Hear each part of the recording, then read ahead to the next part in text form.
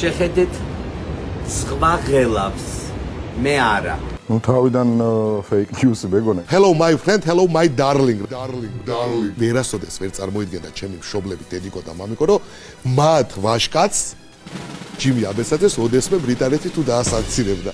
ასეთია იმედისა და პოსტივის თანამშრომლების რეაქციები დასანქცირების შემდეგ. ისინი ცდილობენ მაყურებელი დაარწმუნონ, რომ თითქოს სანქციებს ფასი არ აქვს და ქეშად აღებულ ხელფასებს უჩვენებენ. მაგრამ მაშინ რატომ გაყიდა ირაკლი რუხაძემ იმედი დასანქცირებამდე აკეთლარად?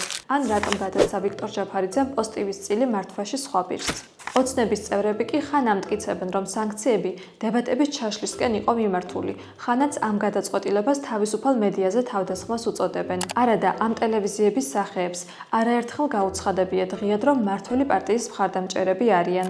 პროპაგანდისტი ვარ მე პირადად. ქართული ოცნების პროპაგანდისტი შალვა რამიშვილი. მეც. და მაინც, რატომ დაუწესდათ სანქციები პოსტივისა და იმედს? ახალი პაკეტი ბრიტანეთმა სიმბოლურად 24 თებერვალს გამოაცხადა. მათ მიერ გავრცელებულ დოკუმენტში ქართულ არხებს რუსული დეზინფორმაციის გავრცელებაში ჩართულ ორგანიზაციებს უწოდებენ და გარკვევით წერენ, რომ ისინი უკრაინაში რუსეთის შეჭრის შესახებ განზრახ შეცდომაში შემყვანი ინფორმაციის გავრცელების გამო დასანქცირდნენ. ეს არხები რეგულარულად ავრცელებენ ინფორმაციას იმის შესახებ, რომ თითქოს უკრაინა დასავლეთის მარიონეტია. მისი მთავრობა და ზელენსკი არალეგიტიმურია. უკრაინა და დასავლეთი საქართველოს დესტაბილიზაციას ცდილობენ.